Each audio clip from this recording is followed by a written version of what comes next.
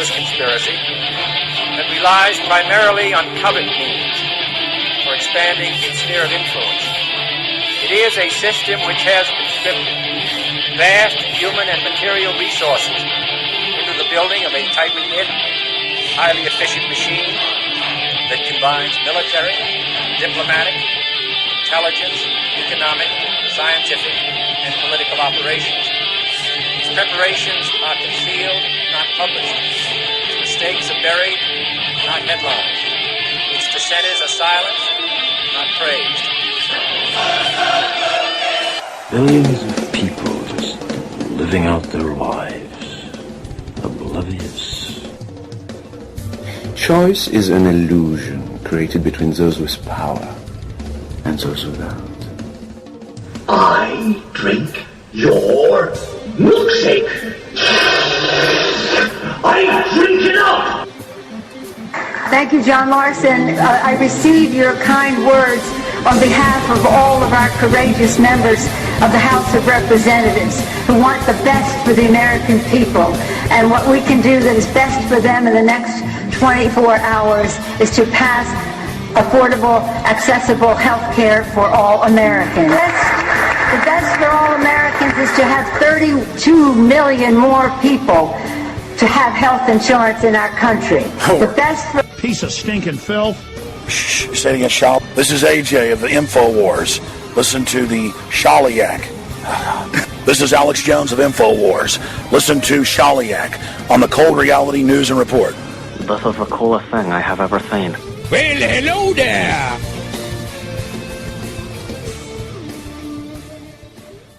All right. Welcome to Cold Reality Radio here on the UCY.TV Broadcasting Network. Sunday, July 17th. We are what I usually call halfway through the frying pan, the summer months. Not a big fan of the heat. It's just too oppressive, when we get into the high heat and humidity. Again, Sunday, July 17th, it is 10:02 a.m. on the east coast of America. And happy to have Clint Richardson here with me this morning, co-hosting. And we're going to be talking about a number of different things that range from government criminal or criminality to inducement into contract to what the Roman Empire looked like before its fall and demise, and how it is quite similar to what we are seeing here pre collapse. And it's funny, Clint. I have conversations and I talk to a number of people at different times, and sometimes they just outright say, "Oh, that's just crazy. You're off center," and then you run into some people that agree with you, but then they have a kind of a hard time. They don't want to, as part of the collective, they don't want to admit that they don't want to admit that they kind of agree. And so you communicate with them off the record, and they have some enlightening, and it's actually it's kind of like an actual feel good thing where you're like, this person really kind of does understand. But as with a lot of society, people want to stay locked into a collective where it's the what David Icke calls the circle of I forget. I'm going to paraphrase: the circle of comfort, the area of least resistance, where because we've been controlled into believing certain things, the people inside that circle will tell you, "Hey, don't go out there. Don't say this. Don't say that. Don't act this way. Something bad's gonna happen to you. People are gonna think that you've lost your mind. People are going to think that you have that you're going to get arrested, you're going to do this, you're going to do that, because they want to, once this system is put in place, this mental prison, everybody starts policing themselves so that you just it's just it's like a self policing system where the large percentages of the population will police themselves. Clint, good morning. I'm glad to have you today. Good morning. Yeah, what you're talking about. Actually, it's really ironic because as I'm going through and I'm really, really trying to understand what the Bible is actually telling us, and what I always say, what does the Bible have to say about what you're talking about? And almost always it has the answer. It has the solution, amazingly. And it's not anything that the church will tell you. It's not anything, it's not a religious answer in the respect of it's just knowledge, right? It's just an understanding of things. And so what you're actually talking about is what the what the Bible calls sin, right? Now, sin in its in the common form that we know is a lot different than what the Bible actually refers to. You go to sin and you see a sinner as one that has voluntarily, and it's always voluntary, because what you're talking about is basically a sense of cognitive dissonance where people know something's very, very wrong, but they participate in it anyway, right? Well, this is where my paycheck comes from. But I have to feed my family. There's all kinds of excuses that we make for not being, under the correct law. For literally being, I now understand that anarchy is really what anarchy is to be against the natural law, by being under the legal law. So a sinner is one who voluntarily violates the divine law, or i.e. the natural law, right? The moral agent who has voluntarily disobeyed any divine precept or neglected any known duty. So to be under the natural law, which is what the Bible portrays as the story of Christ, to follow, it is your duty to treat others as you treat yourself, to do all these things under that law. And, of course, the biggest part of that law, it turns out, is these two specific things, which are never respect persons, and never respect flattering titles of any kind. That doesn't just mean I'm a doctor, I'm a lawyer. Yeah, well, that's a flattering title, and look what happens, to people who trust doctors, who are actually participating in pharmacopoeia, which is defined as witchcraft or poisoning, right? They're not doctors when they're participating in pharmacopoeia. They're witch doctors is what they are. A doctor that sets a broken bone, that's a whole different. That's a real, something that's valuable and healthy. But when you're talking about a pharmacopoeia dealer, a poisoner, an enchanter, well, that's a whole different thing. And so you're going to a doctor because he's got a flattering title given by a syndicalist organization in the university system that is very much there to teach us all about pharmacopoeia. And, of course, you got the pharmacopoeia agents, the salesmen, going and whining and dining these doctors and giving them all kinds of swag and T-shirts. And, it's really disturbing when you see that these doctors are selling themselves to pharmacopoeia representatives, and then basically when you go into a doctor's office, he puts in your symptoms, and the computer program that's written by the pharmaceutical companies spits out which medicines, which of the pharmaceuticals, in other words, which of the witchcraft spells we should do. And so you find that the doctors are the number one cause of death in the world, called iatrogenic medicine.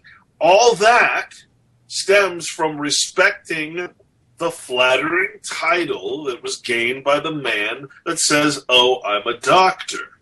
Right? That's what the Bible says, never respect. Now, a doctor A healer, that would be different. That would be someone that, based on reputation, based on your local area, you'd know what you'd want to go to. But these guys are not just doctors. They're also dealers in poisoning and in radiation and in things that have absolutely no benefit to society, to people.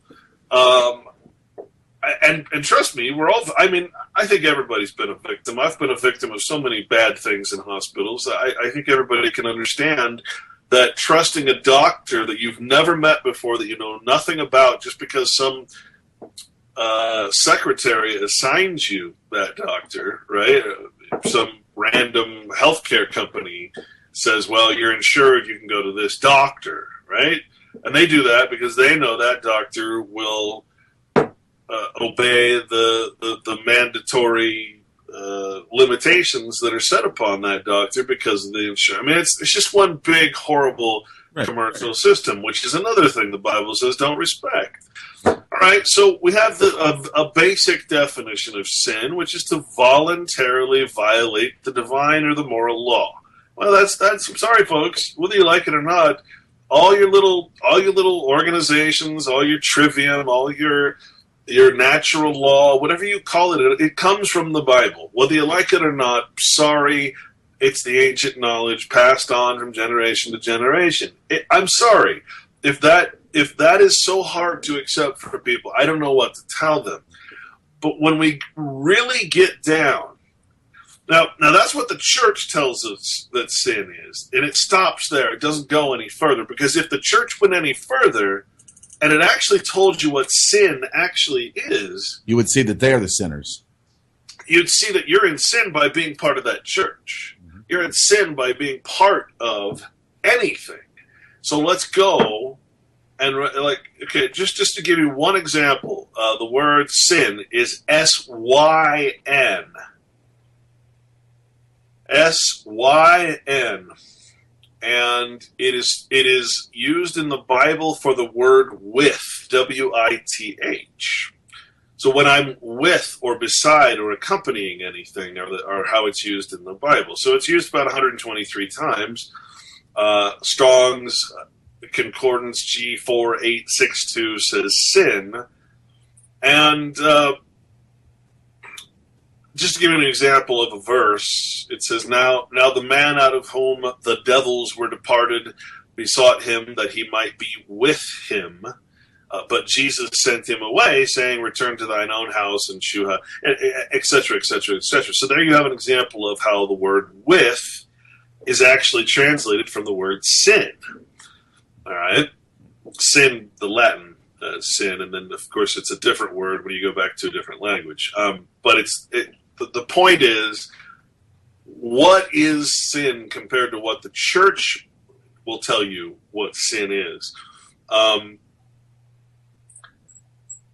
Sin is a neutral word because it just means to be with. So I can be in sin, actually, with Christ. I can follow Christ, and I can be with Christ, in that way. So it's not necessarily good or evil. Those are terms of mankind, man's imaginations. Mary was in sin with Joseph in legal wedlock, right?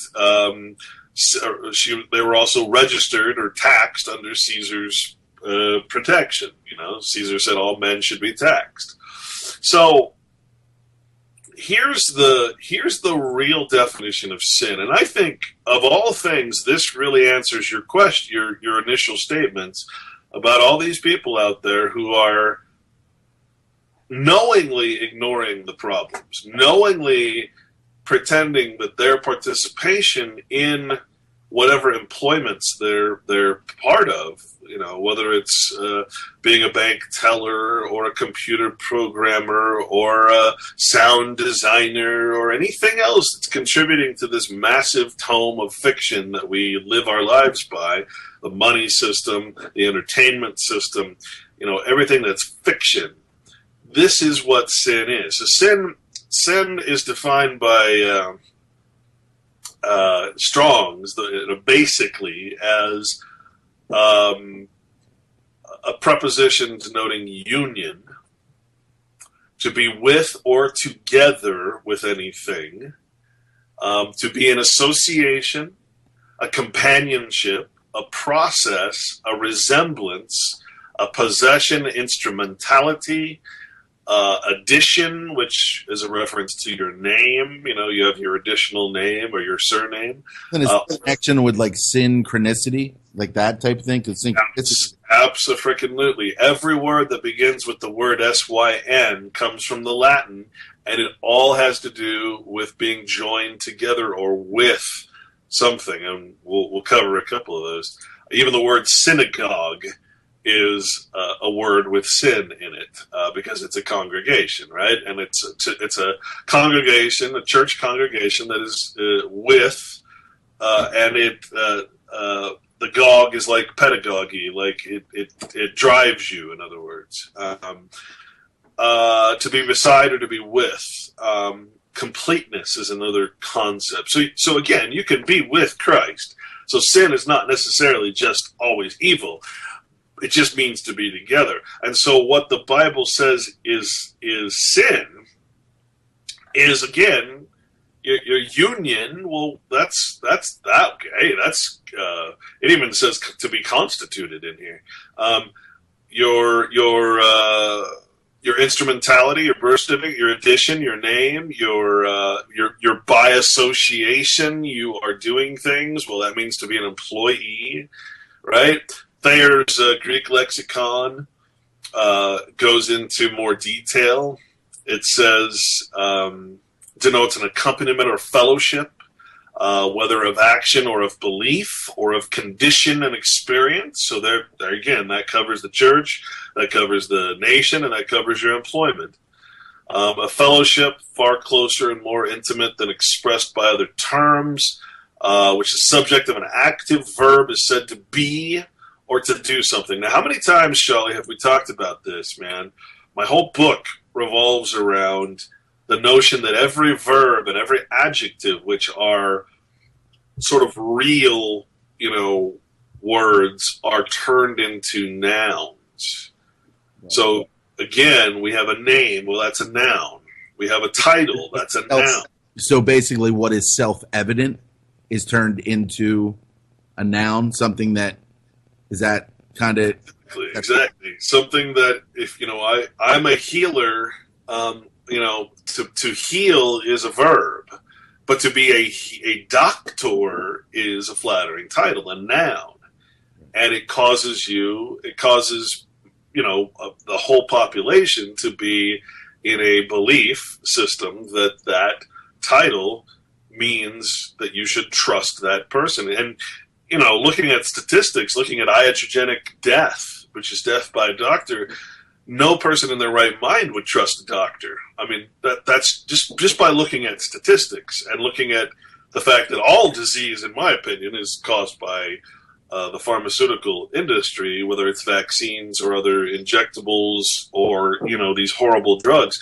Like you said, you look at the statistics, is under no circumstances should anybody be trusting a doctor. You should always be your own advocate when you go to a doctor and not trust a damn thing he says without saying, what do you know? And why are you prescribing me this? Do you know how it's going to affect me? Because I can't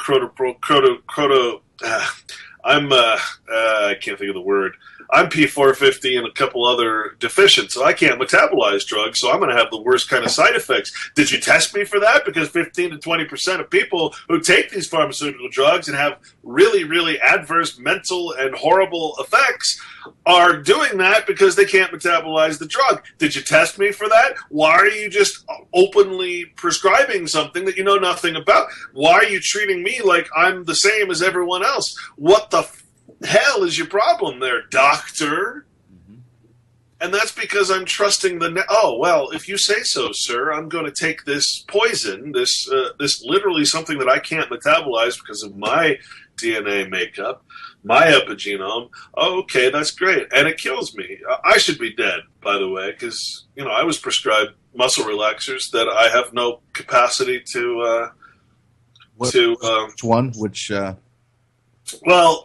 I've had a couple bad experiences. One was a friend, actually, who is in the nursing industry, and she gave me a Seroquel, which is an antipsychotic I didn't know, to sleep. I was like, do you have any sleeping things? Oh, yeah, we give these to patients all the time. Yeah, I'm like, well, no wonder they're dying.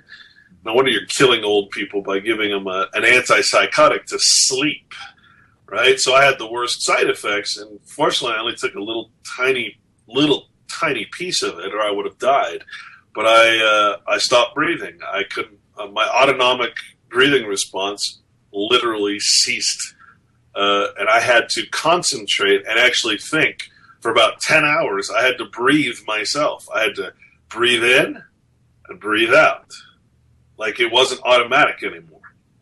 So that's what my side effect was. That's listed as the worst possible side effect. I should be dead. But I stayed up all night and freaking survived it. So that's the kind of thing it's talking about is these respect to flattering titles, where we literally are killing ourselves by our trust, by our faith. We're having faith in fiction instead of in God or in nature, right? Yeah. So there again, which the subject of an active verb is said to be or to do something. So you're taking an action like, God, Jehovah is a verb. It's everything that's in being, right? It's all of nature. And you take that, and the church makes it into a noun, a name. God, we pray to some being, something that we put a title on, and we have trust in the name. Meanwhile, we're shitting all over nature. It doesn't make sense. We're shitting all over God. We're polluting it. We're doing everything bad to it because we're not respecting it as in the verb sense. We're not respecting it as Jehovah. We're respecting it as a name that's offered by the church. You see, and because the church has men with flattering titles, priests, and politicians, and all these different titles, we're respecting the name without ever requiring any, religious test or anything else. I mean, it's ridiculous what we allow and what we trust, if you think about it. To be in so many ways. I mean, what did we have? We had, what doctor knows best. Just all of these medical programs throughout the years. You've got what was that? ER,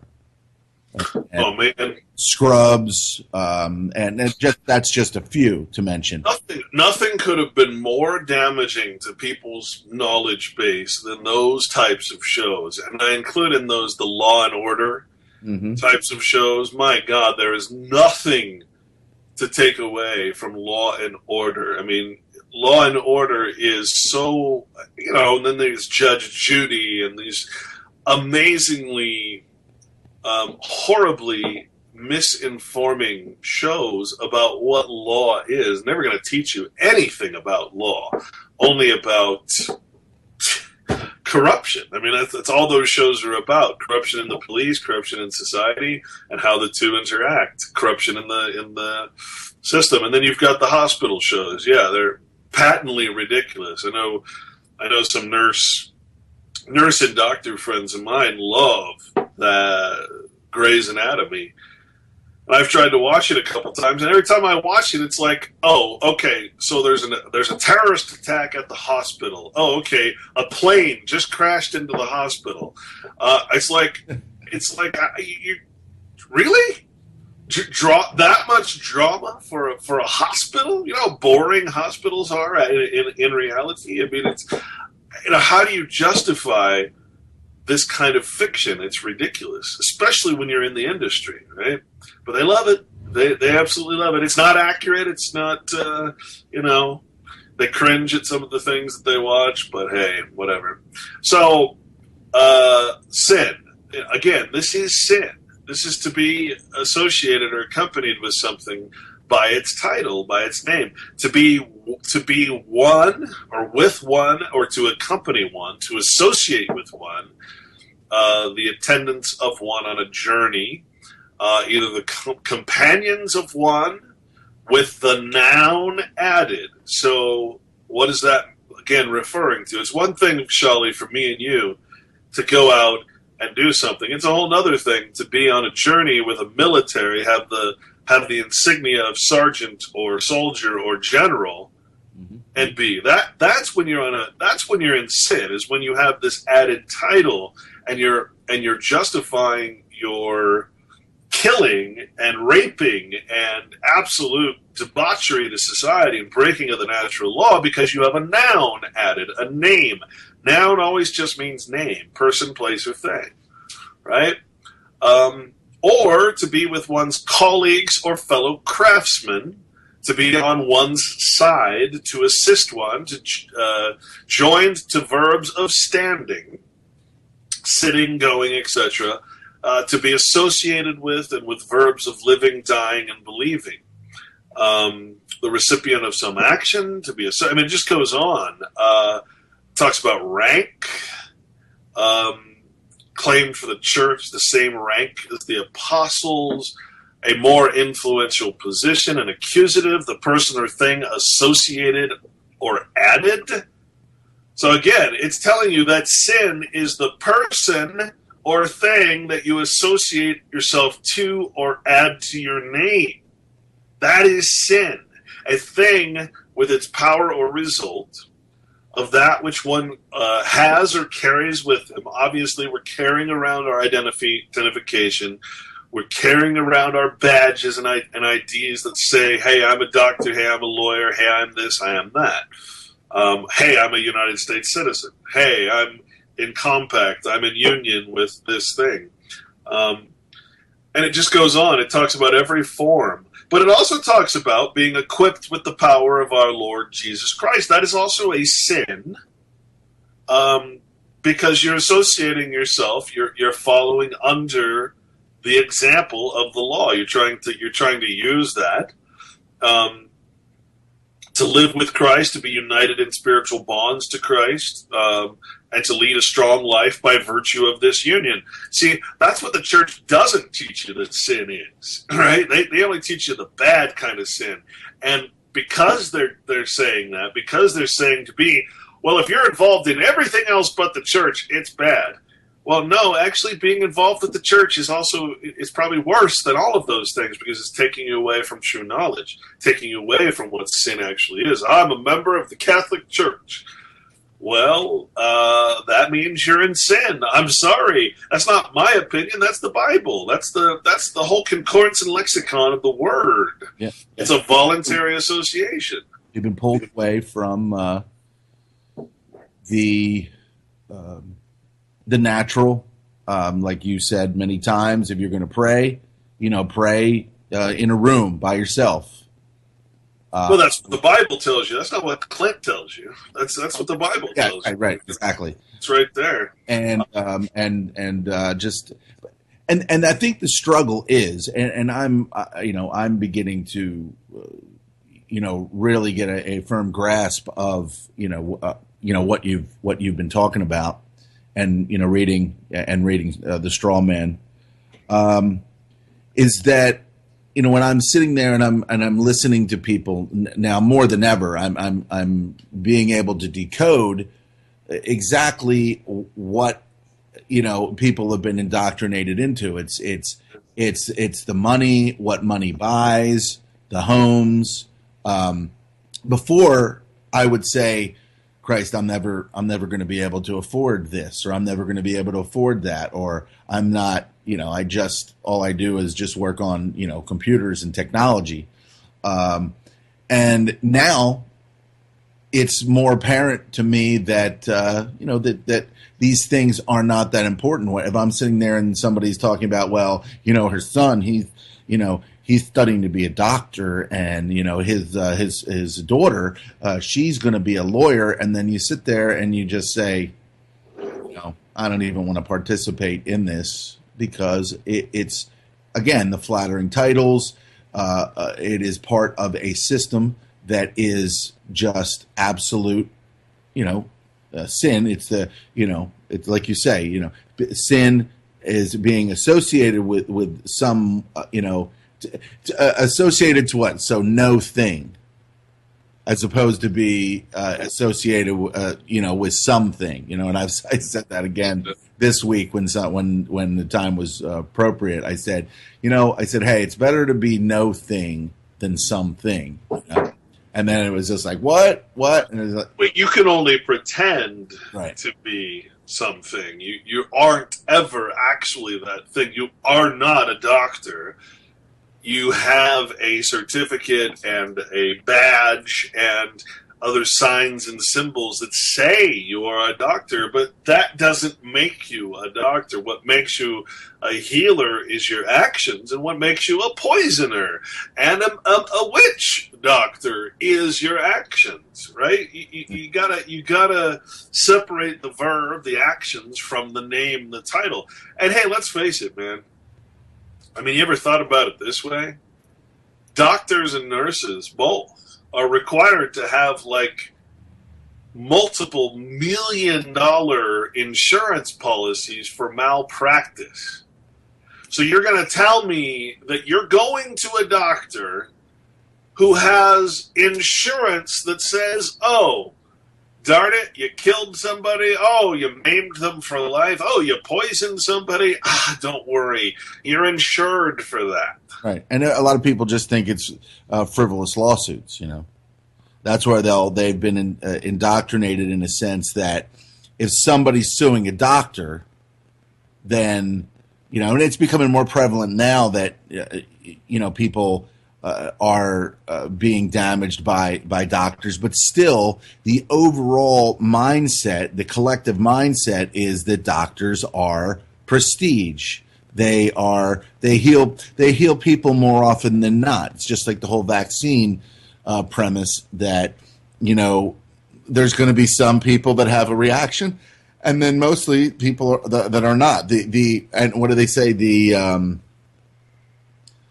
It's justified what we're doing because, the needs of the many outweigh the needs of the few, that type of, Star Trek mentality. Or that I heard that phrase while watching Star Trek one day. Well, that's your genesis of the, that concept that one medicine fits all, when in fact that's completely the opposite of the way our bodies work. A good example of that is blood types. You're supposed to. Everybody should know their blood type. Everybody should be eating a diet according to their blood type, and everybody should realize, with all this race mixing that's happening now, you got the white population. We know what we mean by white. That white European. All the French people, all the German people. Man, our population is dwindling so fast. It's amazing. Our birth rate is about 1.3 across the world, which means that we're going to be wiped out, virtually wiped out as any majority of any country in no time at all. We're already on our way here in America, of course. It's frightening when you see that white people make up 8% of the population of the entire world, and that figure is going down, every 20 years at this point by some ridiculous amount, like a third or something, because the birth, not in actual life, but because the birth rate is so low that the future generations are going to dwindle so quick. That's amazing to me that we've been, and so that brings us back to blood types. Why was China full of Chinese people? Why was France full of French people? Why was England and Germany and all these countries full of people that had a specific look to them, a color, doesn't matter, whatever you want to consider, all these traits, right? It's their blood type, man. If we think we did something really, really incredible by creating a drug that will actually prevent the blood type from actually doing its job. What are the blood type? What do the enzymes do? Man, when a negative blood person, human, comes into contact with a positive blood person, RH factor. The negative blooded or the positive blooded people will actually treat that new life form, that baby, Right. will treat it as a foreign infection and kill it. We literally had for centuries and centuries and centuries, eons, ages. We had a natural defense in our bodies that said you cannot mix races, you cannot mix certain types of blood types because we're not compatible, right? Along comes the pharmaceutical, the witchcraft, and that has nothing to do, by the way, with racism or anything else. That's the way nature works, right? Don't be fooled. Don't call it by some flattering title like racism. It's just the way the body works. If we weren't on drugs, our bodies would be spitting out the life forms of anything that is not of our blood type. That's just the way the body works. And that, not all blood types, but certain ones, negatives and positives, right? That is why you had these civilizations that were so white. It's not racism, it's race, period. It's this way it's actually supposed to be. And so the fact that the pharmaceutical industry has come up with drugs that allow the bodies, that suppress the immune system so that we can have babies of a foreign race, literally something that's foreign inside of our body. I mean, it's literally changing our ability to, just like a vaccine, to eradicate a disease that's happening within our body. When you have a child where his blood or her blood is not compatible to your own because it's a positive blood and you have a negative blood, your body's going to naturally cause havoc on that system, and that baby's not going to be able to genetically grow. It's impossible unless you suppress the immune system like they do today, and now we have a complete mishmash of cultures and societies, and we have all these new diseases, genetic diseases, and all this crazy stuff, all to get rid of the natural law, the laws of nature, which say only certain people can have babies in this blood type, only certain people can be compatible in this blood type, and only certain people can be compatible in this blood type. Talk about a conspiracy. Talk about a really, really horrible way of trying to defeat the laws of nature. Wow. Holy crap. I don't think people consider that for a moment because they're so indoctrinated with the racism and, oh, you're racist. What you just said is racist. What I just said is purely scientific, purely a natural effect of the body that has been altered in order to create a system where all these cultures are now being destroyed. Right? I'm sorry, but that's not racist. That's just talking about the natural law being overtaken by man's imaginations and designs. And trust me when I say that can only last so long. That type of tinkering with nature can only last so long before it's not possible anymore. The other aspect of sin is, again, what we've been talking about, to be personified and represented as a third subject, a third party. That's what we've been talking about. That's what agency is. It also means to live with Christ, to be united in spiritual bonds. It is of the union which arises from the addition or accession of one thing to another. It is to be in an association, a community, a fellowship, to be in participation with anything that is fiction, to be together, to be several persons or things united or all in one. Oh, gosh, that sounds like government, doesn't it? Several persons, right? Several persons or things united or all in one. Gee, that sounds strangely patriotic, doesn't it? Completely. To be complete. To be with one's self in one's mind. Remember, we have a first person, our first self, our natural self, and we have our third person, our second person, that kind of thing, which is the artificial person. With oneself, it has to do with form, in composition. Assimilation takes place chiefly in these words, which the preposition has lost more or less its original force and blends with the word to which it is prefixed into a single new idea.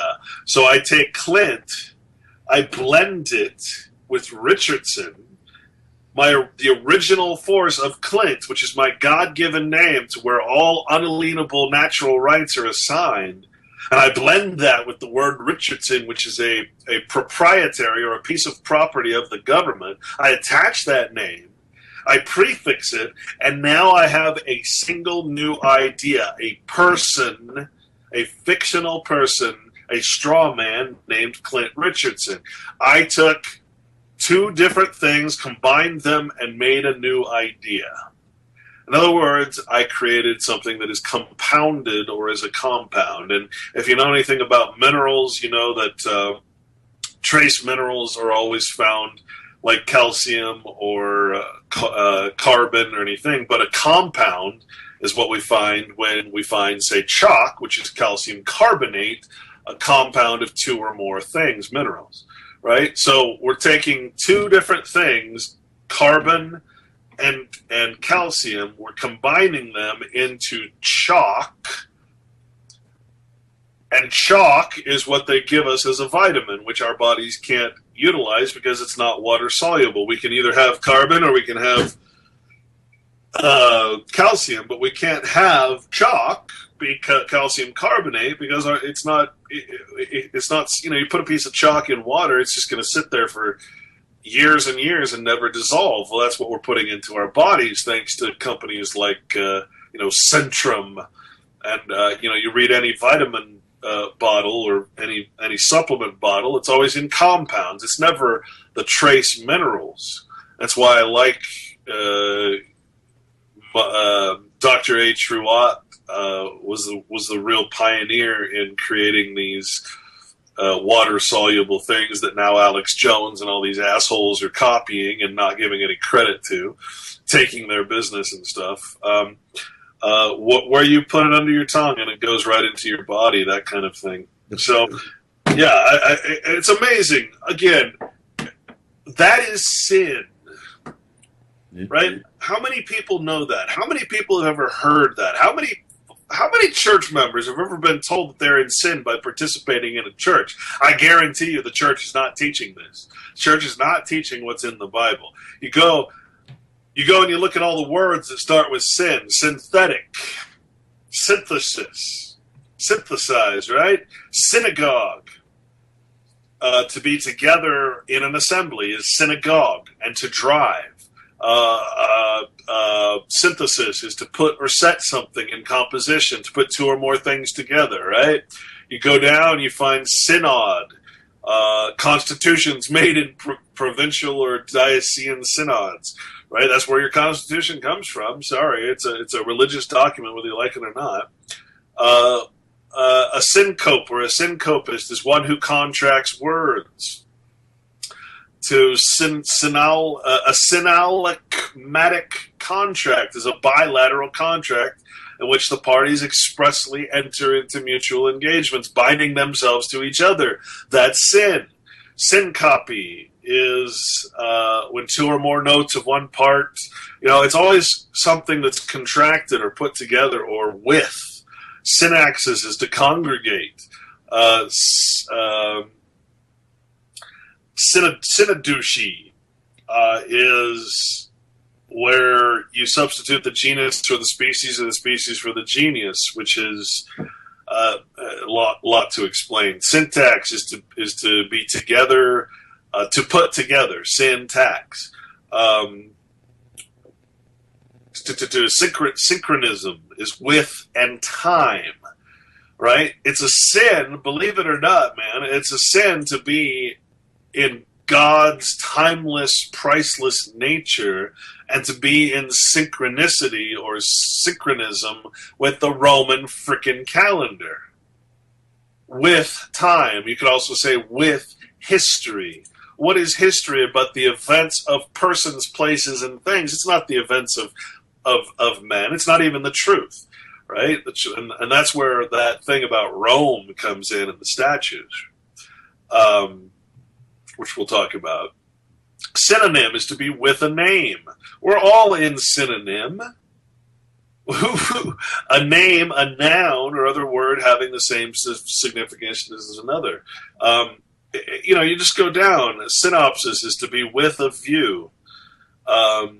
It's amazing to realize what sin actually is, that it's not good or evil until it's actually applied to what's being happened. Then you've got the word syndicate, which is what I call the university system. And in fact, syndicate is a university committee, a combination or conspiracy of persons or firms united for the purposes of enterprises too large for individuals to undertake, creating a profit by creating scarcity, a false sense of scarcity, ordinarily of a financial character in which members are mutually interested.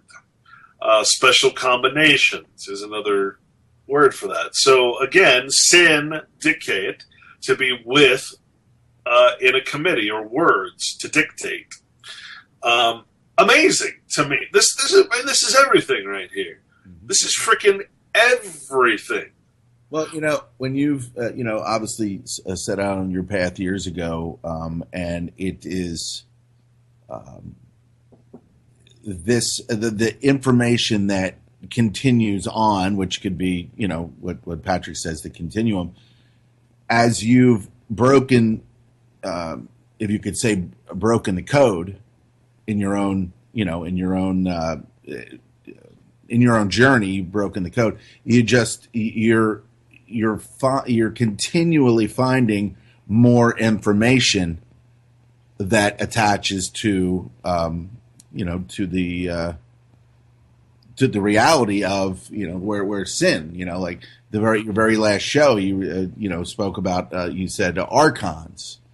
It was I think you and Patrick did the last show over at Corporation Nation over there, and you said, after all this time, I've stumbled upon this particular, archons and different things like that. So it just sounds like just a, the path. It's like, oh, what's that? Oh, the path, and you're just finding, more information that correlates with the truth, with the real truth. I think it's not even just the accumulation of knowledge as much as it is having the faculty, removing the barriers. Like you said, you're talking to people and they're having this cognitive dissonance. You're talking to people, they don't want to listen because, well, if I were to agree that everything's wrong, that I'm working in a job that supports evil or money or whatever, they can't do that because they're in sin with that thing. They rely on the money system for their very existence, for their job, for everything they do. It's their excuse for everything. I need money. I must spend money. I must, do money. Money. That's the love of money. That's the root of all evil. It's obvious, And so to have faculty of mind is to remove all the barriers from what stop you from seeing. And that's I keep telling people that I'm not any smarter than anybody else. All I did was search for a way to find the truth without ever having any flattering title or name or anything else that would stop me from understanding it. And so I have the faculty of mind. Faculty just means the power of the mind or the intellect, which enables it to receive information, to revive or modify your perceptions, right? Of remembering things in general, the power of the mind, the capacity of the mind to actually learn. Well, if your capacitators are all geared towards justifying your existence in some fictional name or title, well, there's no way you can have a faculty of mind. You're going to have cognitive dissonance. You're going to say, yes, what I do is okay. It's just normal. I'm part of the system. It's okay that I'm in sin or in association and union and membership and all of these different things. It's okay that I'm right, because you don't have the faculty of mind to say no, it's not okay, because your very well-being depends on it. And so the only way I could ever understand this, Charlie, was to quit everything. Yeah. I had to quit everything. I had to quit money, pretty much. I mean, I obviously still have to buy food and stuff, but only the bare essentials. And when you get away from the money system, you see how everybody is controlled by it. It's not that we control money. Come on. We don't control money. It controls us. And it controls our faculty of mind. It controls our power of choice. It controls everything about us. That's why it is the root of all evil. Yeah, it's and it's something that's so embedded. Sure. And so, and we become so reliant on it that it is quite possibly, and not even quite possibly, it will be the end of us all. Well, we exist as money, and that's what people don't understand. We are financial instrumentalities. Go look at your birth certificate. Go look in the corner. Mine says Midwest Banknote Company. That's who created my birth certificate paper. Go look at yours. It's in the small print in one of the outside borders of your certified birth certificate. It's going to tell you which banknote company your birth certificate is written on. Why is it from a banknote company? Because it's a frickin' financial instrument. You exist, your person, your sin character exists as a monetary instrument. So of course you're going to be in the love of money. Of course you're going to be in sin, because the whole system is based around it. That's what I keep trying to tell people. We live in a system of sin. The legal system is diametrically opposed to the laws of nature. So it's crazy. It's amazing how saying it's amazing is kind of off center there, but when it is set out, I mean, what would the world look like if it wasn't designed this way? I mean, I guess that's kind of a hard, like, if we could design the world, back in the day, go back, what would have, I mean, no matter who started the system or a system, would it in turn end up the same way as it is now? Depending. Well, I think so. So here's another thing that the church and the state have been responsible for, which is to personify evil into characters. Mm-hmm. The notion that evil can be defeated. It cannot be defeated. Evil, in our perspective, remember, it's a verb. It's not a noun. Right? Hitler was not evil. Hitler is a surname, right? Hitler is a fiction of history. Okay, evil is a concept of man, and so as long as man lives, evil, from the tree of good and evil, the knowledge of concepts, in other words, that are not of nature, that are not bound by the natural law, these concepts of good and evil, that will always exist.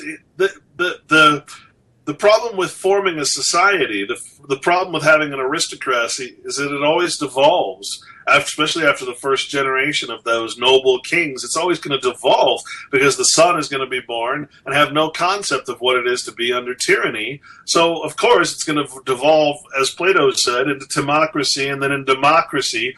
Democracy is the worst place you can be, because it's the last step before you reach the final stage, which is tyranny, according to Plato, and I concur. I wrote about this heavily. It's going to be in my second book. But you're only going to have one generation that comes from tyranny, every other generation is going to say, well, hell, why am I doing this stuff that my parents, why am I following the Bible? Why would I possibly go by these ridiculous laws that some ancient person set up when obviously nothing's wrong? Look around. It's America, man. We're free, dude. Yeah. What's wrong with denying the Christian faith when it's the very basis and foundation of all law? It's part of the common law. Why do I need any of this? And so you devolve the money. The aristocrats they stop being the priest class and they become the financial organizing class, right? Then they become basically tyrants after people learn through democracy that they can vote themselves into office. They can vote themselves to have money. They can vote profits and gains into the law. Basically, that's when everything goes to hell. And that's exactly where we are right now. Again, Plato's 5 Regimes talks about this, which is part of the Republic. You got to understand, that's all based on being a part of this thing and not following the natural law. The only way that all of these systems, all this evil can exist is to not follow the natural law, to respect other people's flattering titles, surnames, sureties, insurances, and all these different things. These are all sin. I can't stress that enough, that the only way you're ever going to ever get escape evil is to stop being a part of it. You can't call something evil when you're also acting in evil or in sin, something that is artificial, fictional. That's all evil really means, is something that's against nature. Well, of course, fiction is against nature, right? So, the whole thing becomes very obvious at some point, but only to someone like me, who has no flattering titles, who has recognized what his surname is, who has recognized everything because I'm not a part of it. I'm not getting profits or gain from it. I'm not using it or considering myself attached to it anymore. And so I can actually look at things now.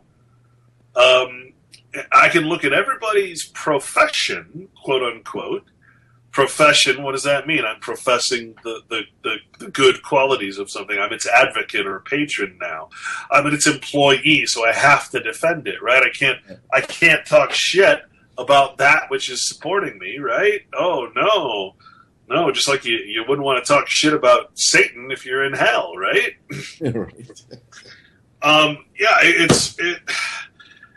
It's so, like I said, it's so obvious, but in order to have this understanding, you have to go back to nature, which was my kind of goal, is to get back to the point where I have the faculty of mind, to get back to the point where I can see things for what they actually are without ever having to justify anything. And that's, I think, what you're running into, is that people have to justify their false existence in some flattering title, some employment, some church, some citizenship, right? That is where we're at. We've all got the ego that justifies the id, which again we said is the id entity or the identity, the false third person identity, the straw man. We have to constantly justify our existence as something we are not.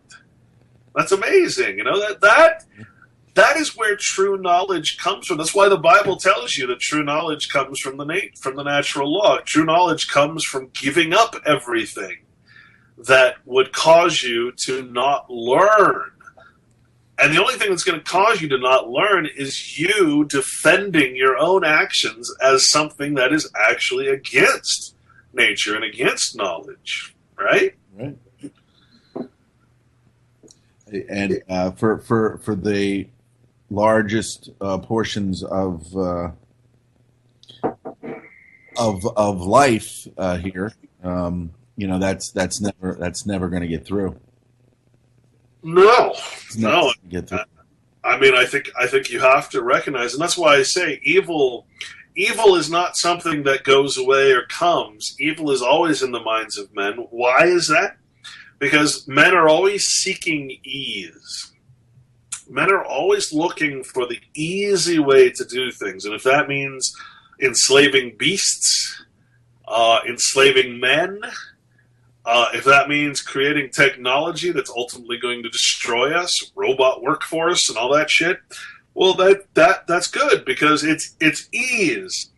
And ease, it turns out, is one of the deadly sins. To have things just brought to your table, when you instead of actually having to grow and work and do, ease is actually one of the worst things you can be a part of. And let's face it, man, we're in the society of ease, aren't we? Yeah, I mean, if you were to ask someone, younger people of teenage years, you can have this, you can have so much, you can offer them a brochure of this is what you're going to get, but you can't take your phone with you. You can't take your iPhone and take your Android with how many of those people would choose to keep the phone over the brochure of just absolute decadence and things like that? I mean, they could figure, some smart people would take that and then say, I'll figure out a way to get my phone. Yeah.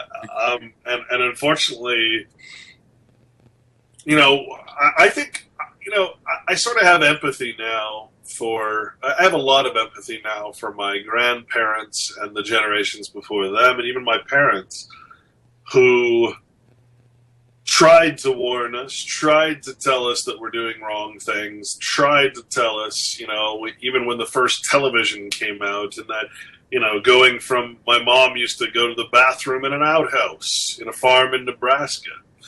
Right? All this stuff that is making our life easier, supposedly, is actually doing the opposite. It's actually making our lives miserable because, new diseases, new things that you can never even imagine, problems that are created that wouldn't even be imagined by them.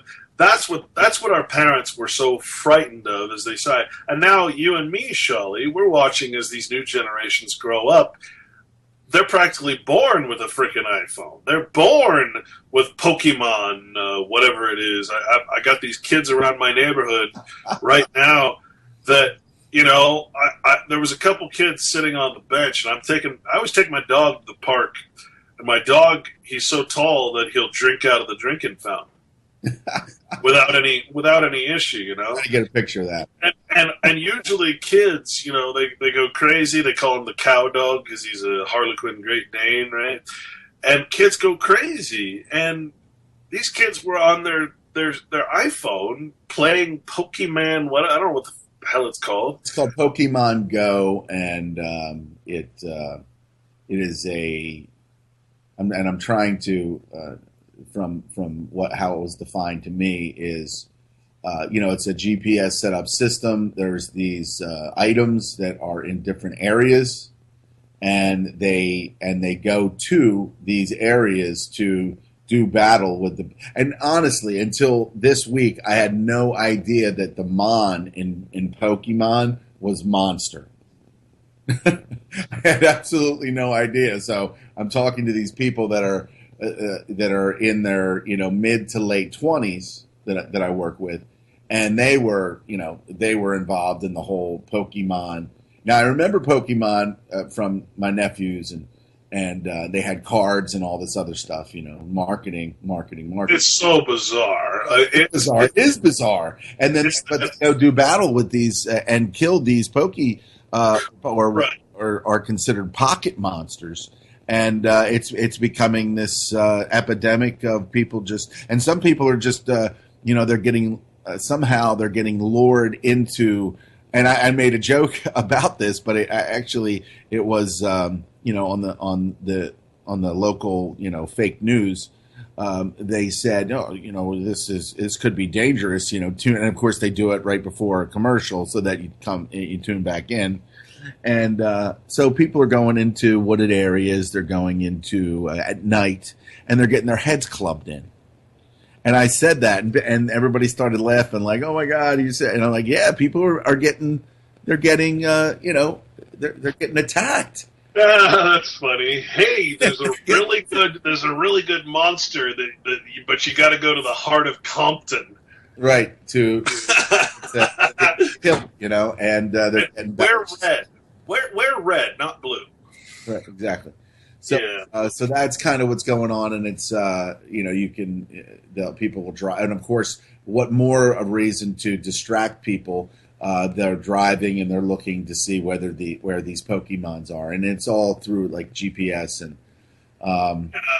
So these kids, they just had no concept that I was even near them, which is very unusual. So I noticed, and I heard them talking. Oh, there's a Skrizzle, or I don't know what the hell the names are.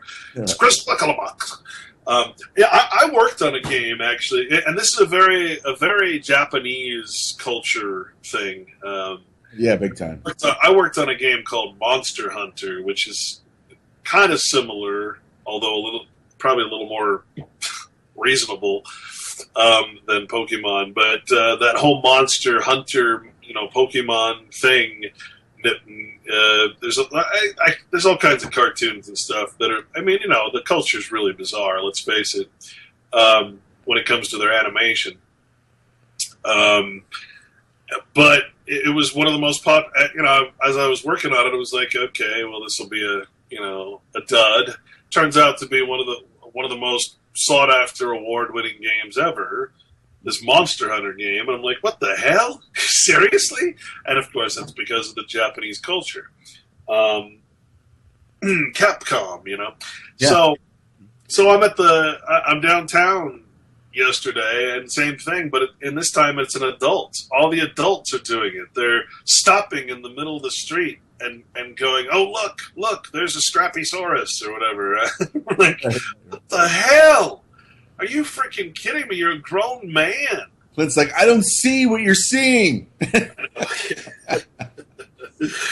So, yeah, dude, it's what the hell are we becoming? That's all I can ask. And I go back to the very obvious notion, Shali, that it's time to leave the cities. It's time for us to pick up and start a new thing. I've even got, I've been thinking about it, man, and this probably sounds nuts to most people, but I'm like, here's Putin from Russia coming out and saying, what the hell's wrong with you? You guys are trying to start World War III. What are you doing? Why are you being so idiotic? He's actually calling us out for our ridiculousness at this point. And I'm like, maybe it's time to leave the country. Maybe it's time to, maybe I should ask Putin if I can start a monastery that would be protected by his government. You've seen how large Russia is, right? The whole land of Russia. Well, make no mistake, Russia has been romanced. Sure, but I don't think they're quite as corrupted in any. I don't think there's close to being as corrupted in the outskirts of town. Right. I don't want to go to Moscow, but you've got all of Siberia and all that incredibly lush land that's 3 times or 4 times the size of the United States with less of a population. Right. It's like, why am I trying to look in the United States, which is completely corrupted, owned by landholders that I don't want to be a part of because they're disgusting to me? Right. Why am I not going over to some place that actually might respect the notion that I want to preserve humanity for what it is at this point without all the technology, and actually might respect a monastery, a real monastery? I want to believe that Putin has. You want to believe, and I think that's the whole thing in the whole the truther movement or something like that, where you hear something, right? You get so embedded in it, and that was years ago, not so much for me anymore, as well. And you are so far removed from that particular aspect of where, once we realize that there's a problem, we look to Alex Jones for answers. We look to and then when we hear something positive, when we hear something, that somebody's doing something, or that something's going to be exposed, or that, there's a bill on the floor that's going to be talking about, something that's going to make either the geoengineering stop or something like that. So we kind of get into that mindset where we're hoping that something good is going to happen, that something's going to turn something around. So we get addicted to that particular aspect of what's happening. And then a lot of people now are looking at Putin and they're seeing him, at odds with Obama, him being at odds with the system. But then I can't help but think, and that's just you also gotta think in a totally different way, man. Most people haven't been to China. Most people don't know what the actual culture is like in China. I've been there. My friend actually lives there and runs a hostel there. And he's like, he tells me all the time, he's like, who in the hell came up with the idea that America is more free than China? You got to come over here and see it to believe it. But, it's ridiculous that we think we're free in this country. Then you go to Iran. Yeah. You go to Iran, you see a beautiful, beautiful culture. I know. Strict, absolutely strict. That's the idea of being a religious culture, is to not allow elements that are going to corrupt your whole structure into that society. Of course, it's strict. That's the idea. You want that. You want a religious test. Yeah. I don't think people understand that. But in America, we have no religious test. That means there's no moral freaking test for anybody in government. Let me read you a quote, man. I couldn't believe it when I heard this. I absolutely couldn't believe that this guy was saying this on national television. I was truly, truly shocked to hear this on freaking television coming from a congressman, right? Mm-hmm. Shoot, what did I do with it? I got to find it. Sorry. It's one of those moments where you think that they're, that and we know that pretty much everything is kind of, lost. But then you see those little shimmers. You see those little bits of information. UCY radio, UCY.TV, Cold Reality Radio here. Shali Lama here with Clint Richardson. We're just having an overall conversation about the fall of Western civilization and how we've been pretty much flim-flammed into believing that we're the freest place on the planet, when in fact Clint's number of Clint's examples there, he knows people in different areas of the world, and they're like, whatever America says about China is don't take all that in and believe that. And of course, America has to say that we are, this is the best place in the world, because America has been used and is still being used today as a pirate cove, and looting the rest of the world through it. And Clint's looking for some information. Right. So you look at this who's on whose side. Look at who we insist on being our ally, Israel, the worst of the bunch. Mm-hmm. Horrible politics, horrible things to say about Christians and everything. Horrible people.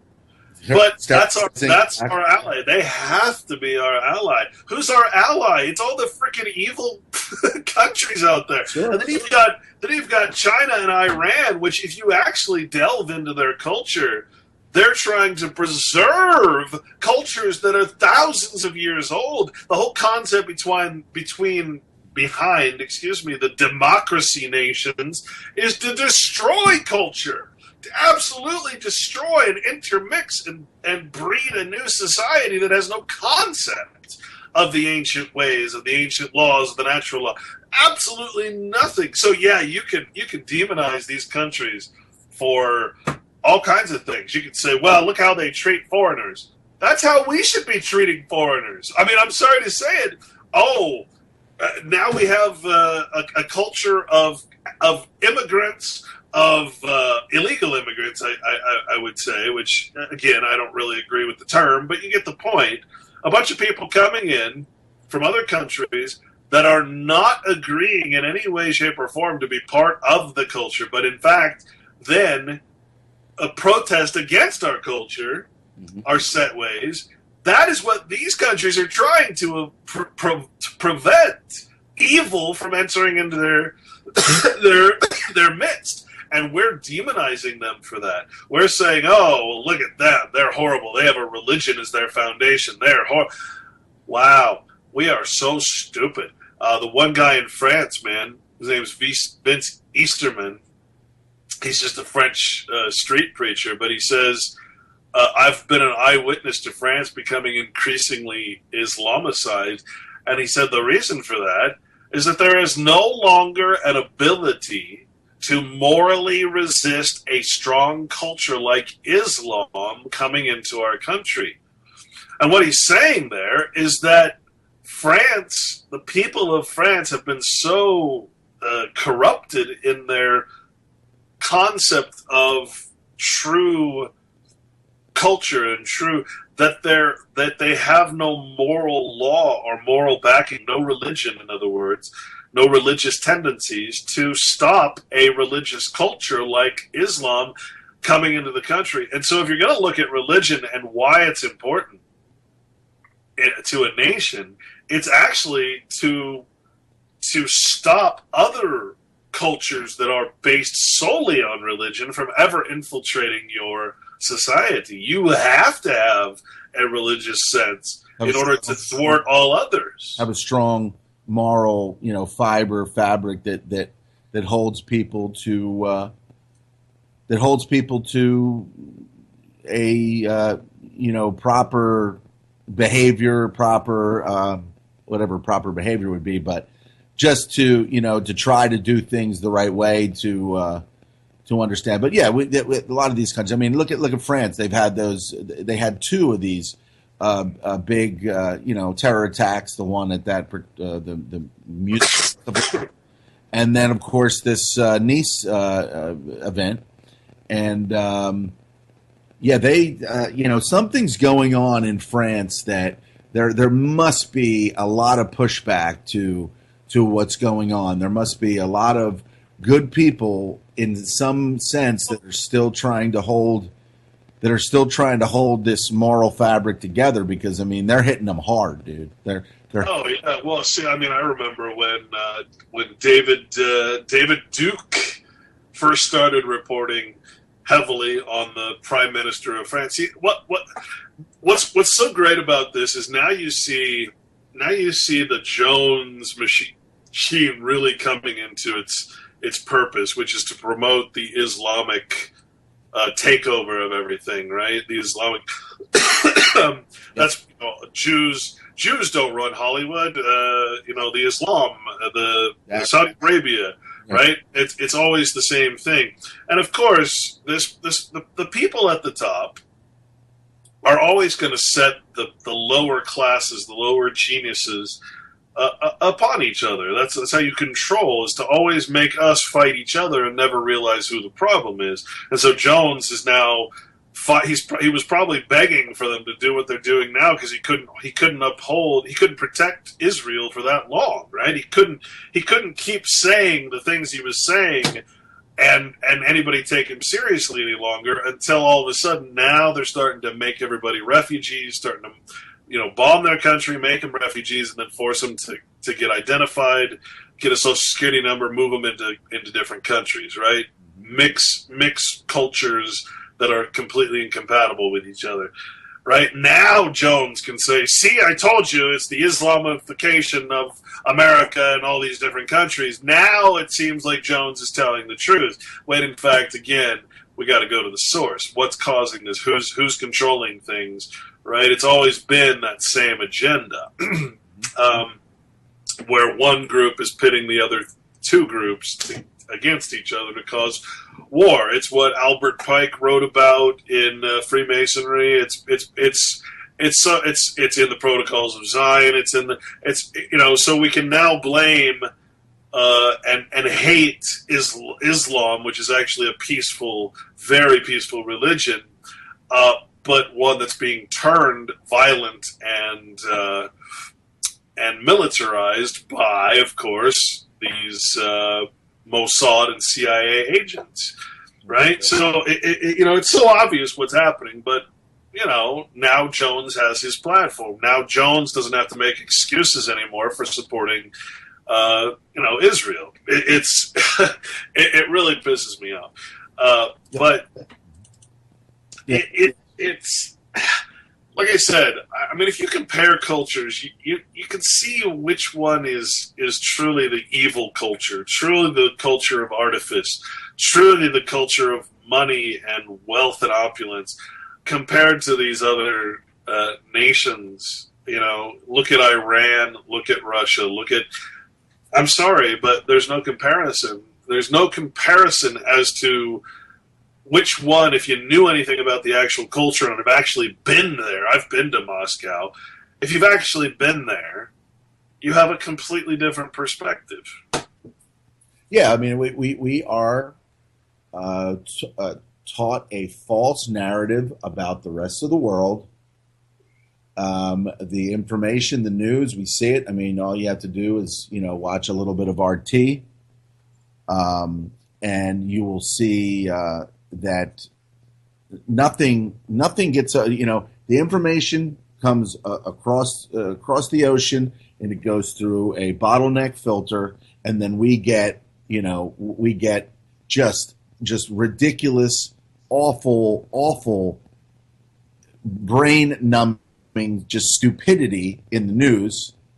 And then if you watch RT, they have a number of documentaries that they run. Like if you go to RT.com and just go into the program, and you'll see all these documentaries, and it will point out what you were pointing out, what you have been pointing out, but in the whole Sand Wars was not on there, but they point out things that are happening that are similar to that, like a United States corporation, going over to another country and building factories over there, creating toxic environments for the people. They get jobs and they get to work, but they also, when they come out of there at the end of the day, they've been exposed to something, or they've been exposed to the environment. And then we blame that Chinese company when in all the time it was an American company, American funded company. Right. In fact, and then you just look at a lot of the news, and then even on RT, they will give you news that's out of Israel. They will give you both sides of it, and in no way do they ever paint Israel as being like we do here. Oh, they have the right to defend themselves. They got the right to do this. They got the right, So there here incredible bias, incredible deflection of what's actually going on over there. And then at least with RT, you get more of what's real. And as I said before, I want to believe that there's somebody out there that's going to, do something or start doing things the right way, as like what you were saying with Putin. I can't help but think, with the money and the power and the control that is obviously in place, how is Russia now? How are they immune from that? Or is it? Do they go back and have they understood what happened with the the Bolsheviks and all that other stuff, where they were just absolutely decimated? Because Putin is kind of famous actually for I have it in one of my blog posts for actually collecting all of the Bolshevik army, Lenin, Trotsky, and Zinoviev, and all those generals we know were Jews, and he actually collected a lot of the Jewish books, propaganda, and ancient texts and stuff, and actually sort of had a public ceremony where he gave those back to the Zionist leaders of the world and said, never again are we going to let you people infiltrate our society and cause the havoc and kill millions and millions and millions of people, in the Holodomor and in the revolution, as they called, where all these white farmers were killed. The real Holocaust is what it really boils down to. And to this day, Trotsky is seen as a revolutionary, like he was, so important, so integral in what happened back then. You can see how fucked up, that we can see how far away from reality that is. Well, the other aspect that I don't think people know this about Lenin. Lenin was very, very intricate in his propaganda. He came up with that whole color scheme of red and orange and yellow, I think it was, all those Russian propaganda posters and everything that encouraged people to join the military and wipe out the bourgeoisie. And, Lenin was a very, very important figure in advertising, in propaganda. And I think people need to actually study that and learn a little bit about the power that came from just Lenin's creativity when it came to making people support his views and stuff. It's pretty amazing, actually. There's a great movie. It was on Netflix. I don't know. It's one of my favorite movies. It's actually a Russian movie. It's mostly English, but it's about a guy who's an advertising agent, and he starts. I don't even know how to explain it, but he starts seeing the power of advertising, and he starts actually seeing like anthropomorphized creatures that would actually draw people in, like to the local hamburger place, or draw people into certain brand products. And he realizes that, it's no longer people's wants or desires that are driving the brands, but it's the brands that are driving people's desires and wants, right? Famous kind of quote from that movie, wonderful, wonderful movie. It's called Branded. Branded, right? Yeah, I typed in Russian movie advertising agent or something like that, and it came up pretty quick. Yeah, Branded, and it was on Netflix. I highly recommend that movie. It goes into some of Lenin's techniques and stuff in advertising, and you see that the advertising agent, which is again the epitome of evil, has a lot of respect for Lenin's techniques, even though they led to pure evil and genocide. You still got to respect them. And if you're if you're an advertising agent, you're going to respect the most powerful. You're going to use the most powerful tools available to you, even if those tools were used to cause death and destruction. Right? I mean, they work. Yeah, as long as they turn a profit. And that's the difference between following the natural law and following the legal law. As long as you're not using, you justify everything you do, and you associate yourself with the title, and the title allows you to do things that otherwise you shouldn't do. And that's what the Bible tells you to stay away from. And that's our whole culture is based on that notion of of flattering titles. We're a Christian nation, bro. Oh yeah, absolutely. And like I said this on Deanna's show. I was like, yeah, we are a Christian nation. Christian is a flattering title created by Caesar, assigned to pagans and heathens, and that's exactly what we are. We're Christians. We're fucking Roman Christians. It reminds me, man. Let's go. I wanted to read this this thing on Rome because this kind of blew me away. It's like I already knew it down deep. How shallow the Roman culture was, and that we are almost a mere image. And that's been commented on by a lot of people, that we are Rome before the fall, right? Yeah. This is from the Department of Greek and Roman Art at the Metropolitan Museum of Art. The Roman copies of Greek statues in Hellbrunn Timeline of Art History, New York, the Metropolitan Museum of Art. It's back in 2000 when this was written. It's just 3 little paragraphs. But this really gives you an idea of what the real issue in Rome was? What was the real problem? Rome was very much like America in that it sort of built itself on other people's cultures. It had symbols, empty names, and empty titles based on other cultures that it sought to be like. And if you think about it, that's exactly what America is. We have all these statuaries and symbols and architectures from all other different cultures, but we, when you look at our own architecture, it's this bland, institutional, horrible, shit that has no culture to it at all. And this really explains that, I think, why we are so like Rome and the culture in Rome, which again was pagan heathen, but called themselves Christians. In the late 4th century BC, the Romans initiated a policy of expansion that in the 300 years made them the masters of the Mediterranean world.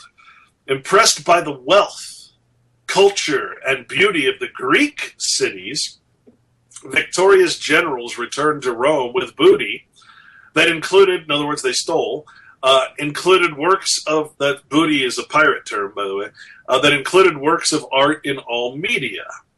Soon, educated and wealthy Romans desired works of art that evoked Greek culture. To meet this demand, Greek and Roman artists created marble and bronze copies of the famous Greek statues. Molds were taken from the original sculptures and were used to make plaster casts that could be shipped to workshops anywhere in the Roman Empire, where they were then replicated in marble or bronze. Artists used hollow plaster casts to produce bronze replicas. Solid plaster casts with numerous points of measurement were used for marble copies. Since copies in marble lack the tensile strength of bronze, they required struts or supports, which were often carved in the form of tree trunks, figures, or other kinds of images. Although many Roman sculptures are purely Roman in their conceptions, others are carefully measured, exact copies of Greek statues or variants of Greek prototypes adapted to the taste of the Roman patron. Now, a patron is someone who is in sin or supports or is an advocate for Rome. Some Roman sculptures are a pastiche of more than one Greek original, a copy of one or more old statues, simulacra, in other words. Others combine the image of a Greek god or athlete with a Roman portrait head. So think about putting someone like George Bush on the body of the Hulk. That's kind of what they're talking about, worshiping something that just didn't exist, giving these people who are lawmakers and stuff the bodies of gods, right? That's kind of what they're talking about. The meaning of the original Greek statue often lent beauty, importance, or heroic quality to the person portrayed. By the 2nd century AD, the demand for copies of Greek statues was enormous. Besides their domestic popularity amongst the common people, the numerous public monuments, theaters, and public baths throughout the Roman Empire were decorated with niches filled with marble and bronze statuary. Since most ancient bronze statues have been lost or were melted down to reuse the valuable metal, because let's face it, these things were pretty much worthless. They were just copies. They were molds, right? Something you'd buy at Kmart, for God's sake. Roman copies in marble and bronze often provide our primary visual evidence of masterpieces by famous Greek sculptures. All the marble statues in the central area of the Mary and Michael Jaharis Gallery at the Metropolitan Museum are copies made during the Roman period. Let me say that again. When you go to the Metropolitan Museum of Art, you are seeing copies of statues, not the real thing, not the real frickin' thing, made during the Roman period, dating from the 1st century BC through the 3rd century AD. They replicate statues made by Greek artists some 500 years earlier during the 5th and 4th centuries BC. Now, that's straight from the Department of Roman Art, Greek art, from the Metropolitan Museum of Art. They're telling you everything you see is fake, man. You go to the Natural History Museum, you see all those dinosaurs, all of them are fake. They don't put real dinosaur bones out there, and if there are real dinosaur bones, I've yet to see them, because they don't show them to you. You always are looking at a statue, a fake. Let's take another example. Let's go to Stonehenge. There's a video online showing them rebuilding Stonehenge. Not even rebuilding. They designed Stonehenge into what it is today. You go to Stonehenge, you think you're having a spiritual experience. Oh, I'm on a ley line. I'm doing this. You look at these pictures, you see that they laid cement foundations and put these stones where they thought they should be. Wow. And what I'm trying to tell you, man, is most of history is fake. It's all fake. It's all designed to get you to think, something that's not true. And so compare this history of the Roman statues, which everybody thinks are masterpieces and it turns out they're just cheap plastic or molds, plaster molds, right? That's all they are, really. And that these people in Rome were so shallow, they had no culture of their own, so they had to adopt other cultures.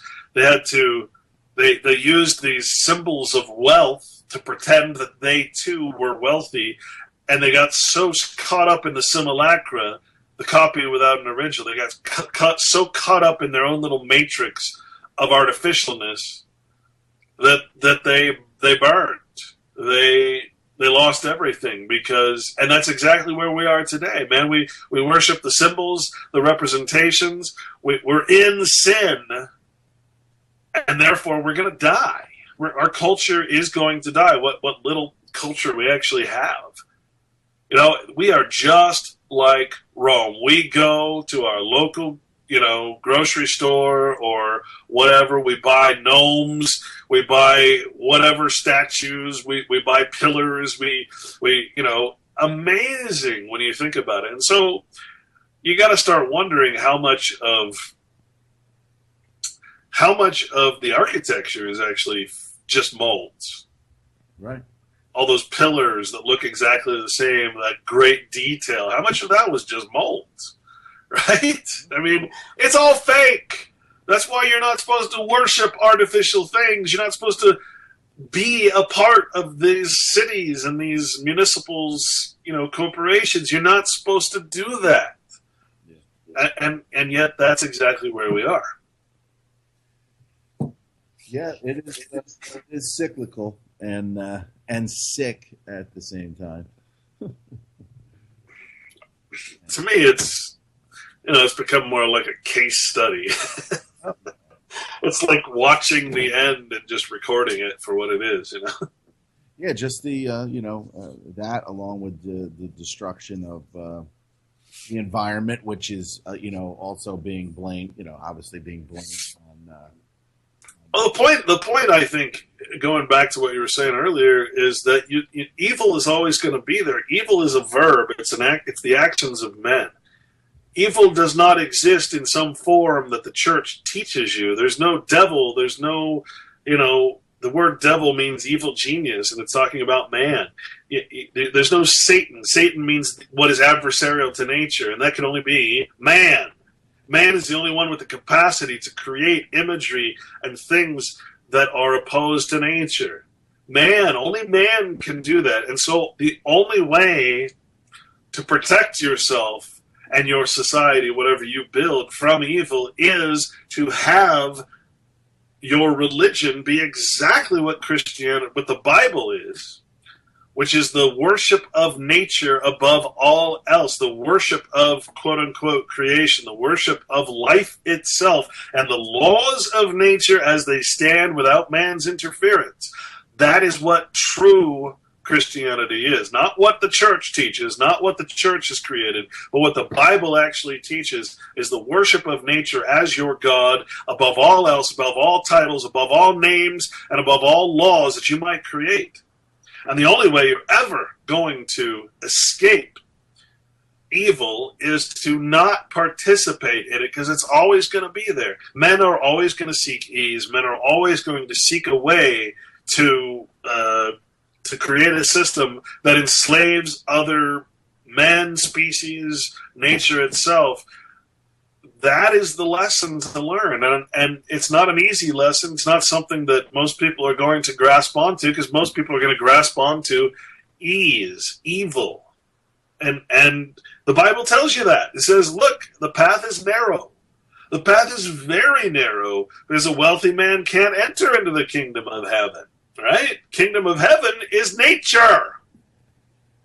Right. And that, kind of, when people look at this, at the system, and they see that, of course, with people believing that, Jesus is going to return someday, it's, even I, throughout, my journey here, would think, all right, well, somewhere along the line, this guy Jesus is going to come back, and he's really gonna,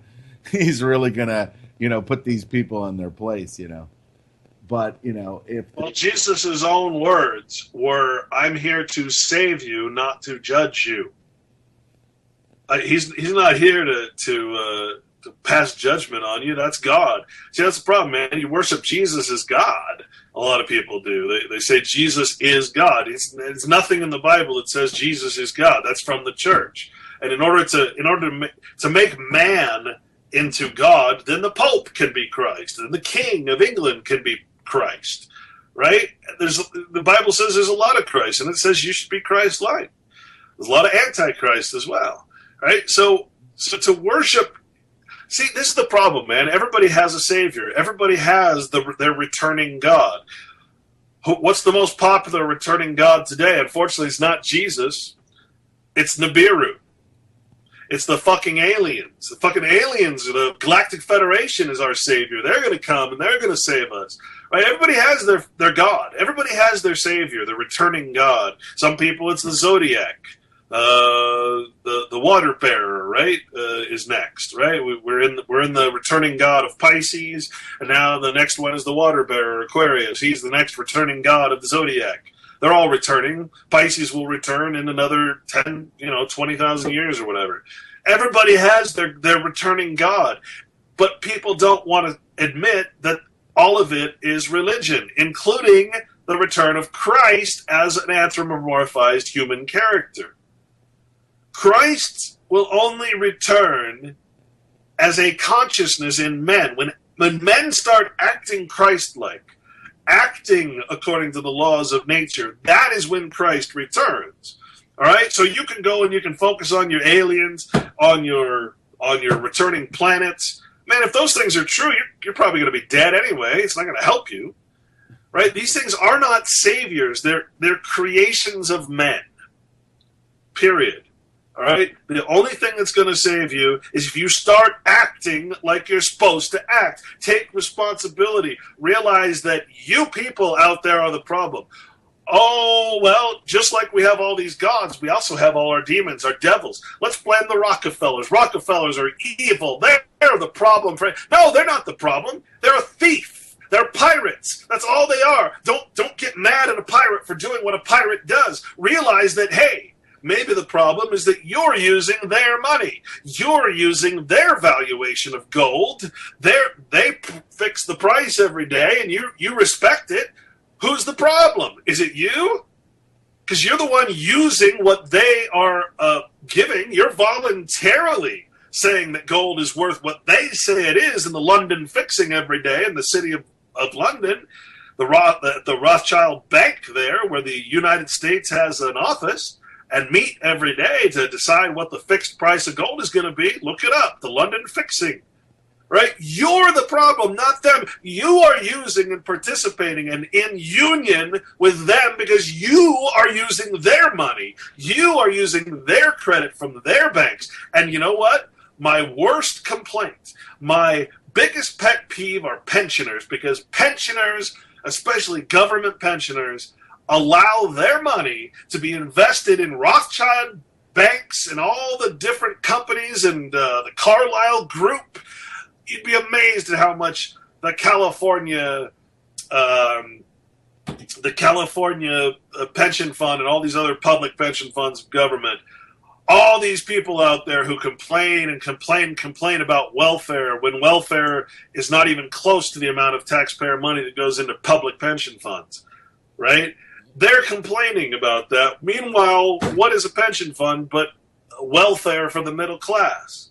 That's all being propped up by taxpayer money, not by your money. You are allowing your retirement money to be invested in the worst fucking corporations in the world, not just United States corporations. And then you complain, oh, well, so much money by the United States is going over to these foreign corporations. That's your money, supposedly. It's not your money. It's a pension fund, so it's government money. They've tricked you into putting it in there. You're the one that is propping up all this horrible shit, all this globalism. That's coming from the pension funds. That's your doing, not that you are volunteering to put your money in the pension system.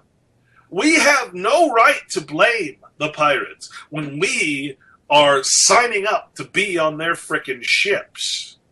So it's time to start taking responsibility, start looking for things as they really are, and to leave the money system, leave everything that is bringing you down. Stop blaming the pirates and start acting like you're supposed to act. That's all the Bible tells you, man. That's all religion really is. But you have these corporations that are built up on money and mammon and all the crap that creates a really, really horrible corporation called a church.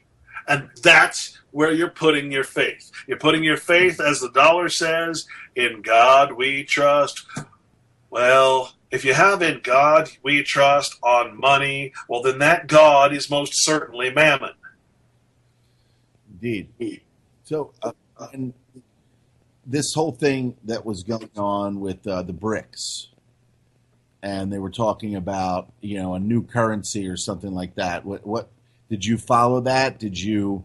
I mean, because obviously something is pulling away from the dollar. Something's pulling away from the main money system. Petrodollar, things like that.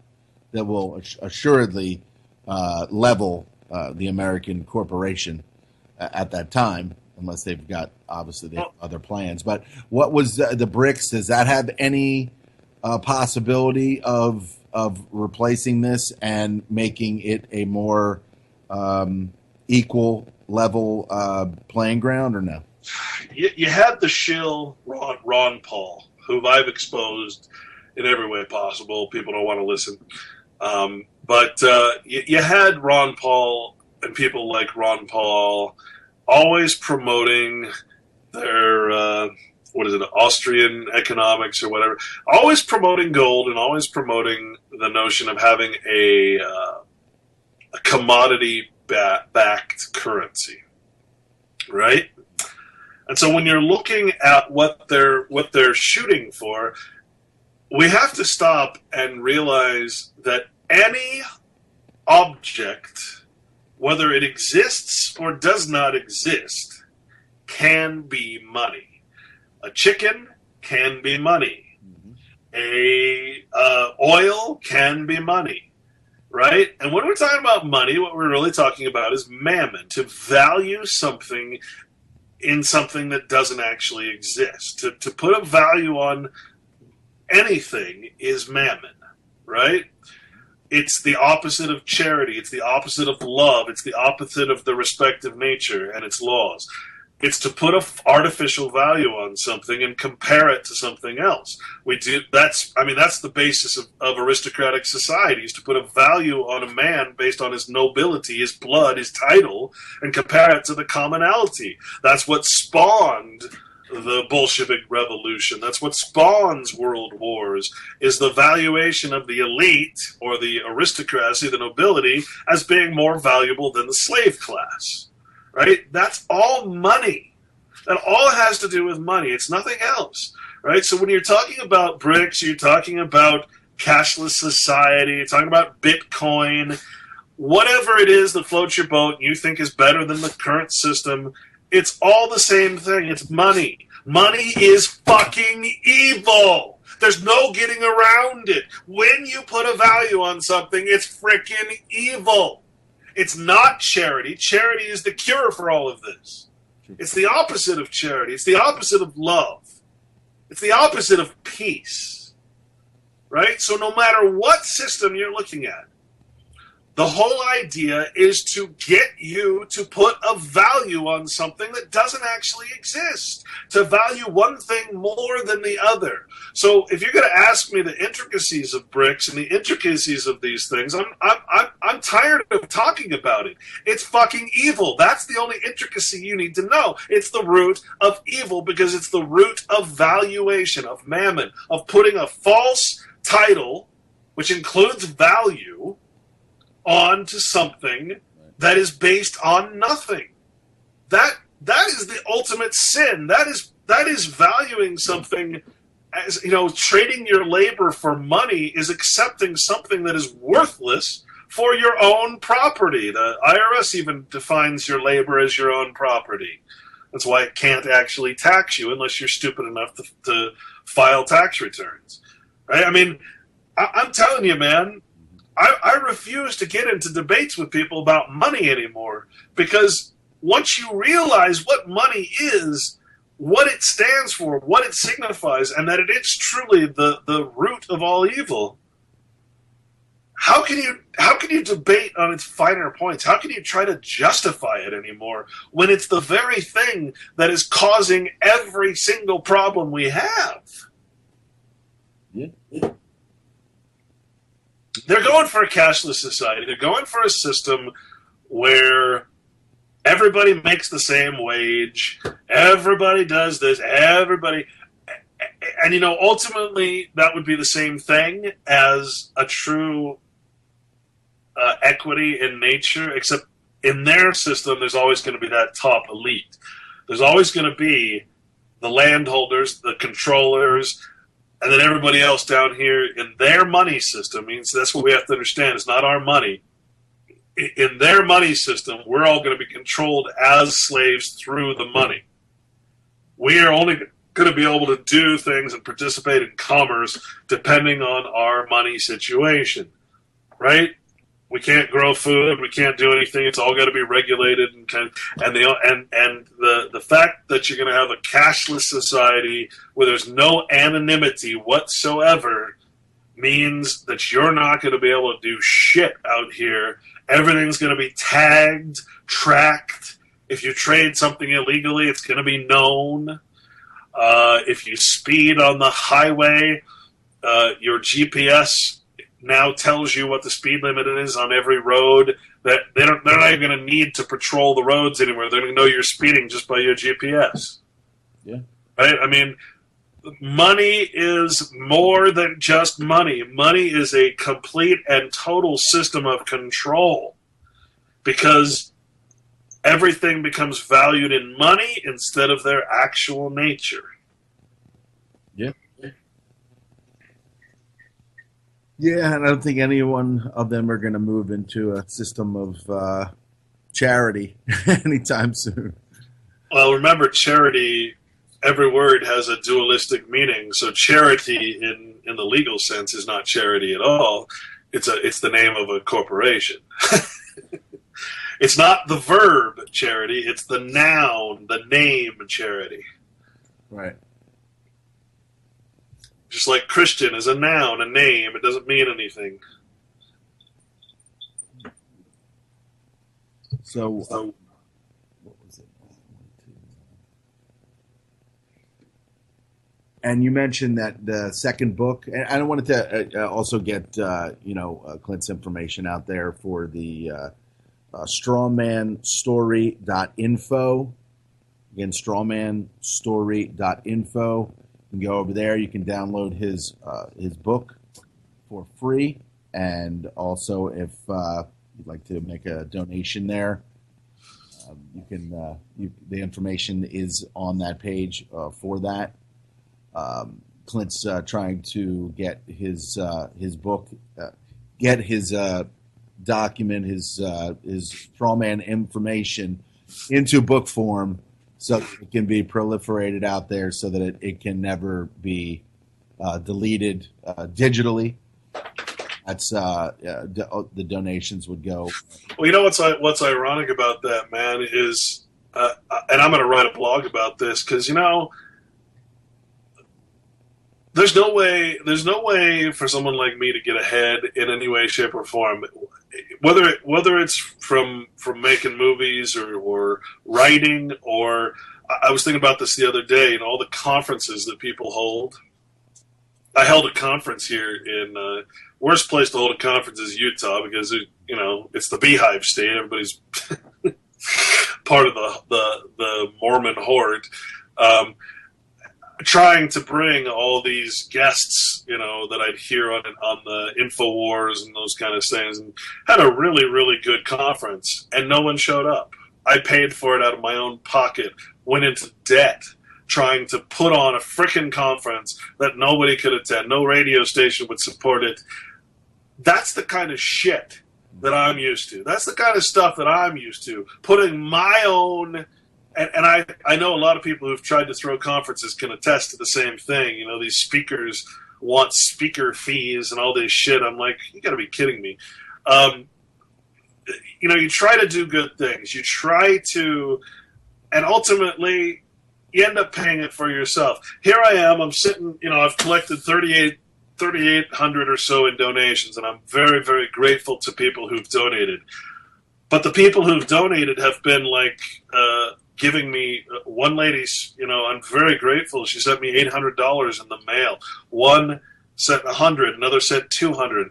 What I'm not getting are people who've read my blog for years and can't, if the 1,800 people that are subscribed to it just gave $10, I'd be there. I could print the book. I could keep it private. But as it stands, I'm going to have to do the same damn thing I've always done, which is to go into debt myself just to be able to print the book to get it out of the frickin' ether of digital, erasure. I'm going to have to do it again. I have to go and I have to borrow money just so I can get this thing into print. And you know what? I'm tired of this. I feel like Tesla must have felt, right? I feel like anyone who'd ever done anything good, whose ideas were stolen or not respected or what, that's how I feel right now. I'm so sick and fucking tired of trying to do the right thing, and whether it's some jerk out there trying to sell some remedy, some guru information, or whatever it is, man, we don't support each other. It's no wonder we're all stuck in this fucking slave colony. We don't support each other. And I'm sorry, I'm not going to mince words anymore. I'm not going to pretend like everything's okay. No one these people, 60-something people supported me, and I'm so grateful and so thankful. Where's everybody else? What the fuck are we going to do if all of our money is being funneled into the fucking InfoWars sites? Right. But I'm sorry, I don't mean to cuss. I know cussing is a low... I'm just so tired of trying to do things for people and not getting anything in return. I don't know what to say, man. I'm just about through. I'm just about done. Is what I'm saying. Why am I doing this anymore? Why am I putting myself in a place where I'm just going to die a very unhappy, unsatisfied man? What's the point of me doing this if I can't get the support of people for doing so much research and so much time that I've put into this stuff, and this is all I can get is just a few people that step up who realize the importance. I don't know what to do, man. I'm stuck. I've tried to do the right thing. I've tried to stick to my morals. I've kept it private. I will not publish it. I'm doing the right thing, and doing the right thing in this society is illegal.